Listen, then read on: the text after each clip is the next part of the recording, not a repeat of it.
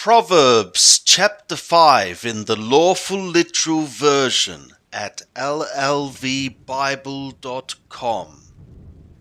My son, attend to my wisdom, incline thy ear to my understanding, that thou mayest preserve discretions, and the knowledge of thy lips, they shall guard thee. For the lips of a strange woman drop honey, and her mouth space is smooth beyond oil. But in the end she is bitter as wormwood, sharp as a two-edged sword. Her feet go down to death, her steps take hold on Sheol, so that she findeth not the level path of life. Her ways are unstable, and she knoweth it not. Now therefore, my sons, hearken to me, and depart not from the words of my mouth.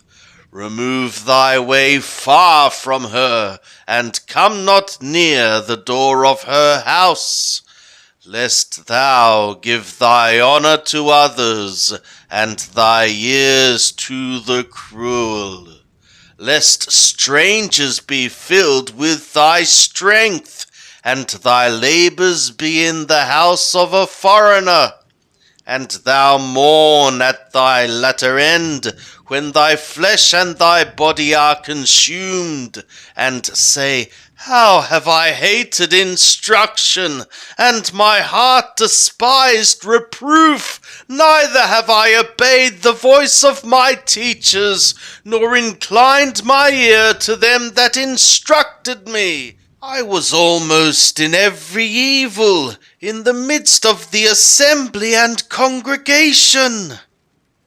Drink waters out of thy own cistern, and running waters out of thy own well. Should thy springs be dispersed abroad, and streams of water in the streets, let them be for thyself alone, and not for strangers with thee. Let thy fountain be blessed, and rejoice in the woman of thy youth.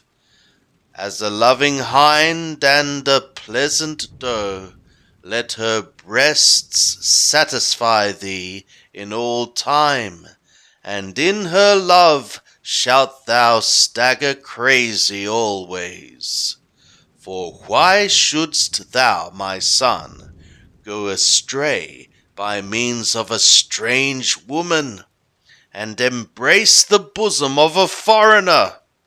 For the ways of man are before the eyes of Yahweh, and he is one making level all of his paths. His own iniquities shall take the wicked, and he shall be held with the cords of his sin. He shall die for lack of instruction, and in the greatness of his folly he shall go astray. Proverbs 5 is rich with gospel elements. As we've said, we must be hearing and obeying and loving the truth, the wisdom of God, and all his commands and laws. That will preserve discretion, whereas the world will belong to the Babel, the great whore, and will be led astray, and her ways are the ways of death. They will be overcome with a great delusion, and they will gather as armies against Jerusalem. In the greatness of this folly they are gone astray, and they shall die for lack of instruction. In the end, the whore of Babel is bitter as wormwood, and sharp as a two-edged sword. Remember that the Anointed One will judge with a sharp two-edged sword coming out of his mouth all those who are gathered together to fight against Jerusalem. Their feet shall go down to death, their steps take hold on Sheol. This is a warning.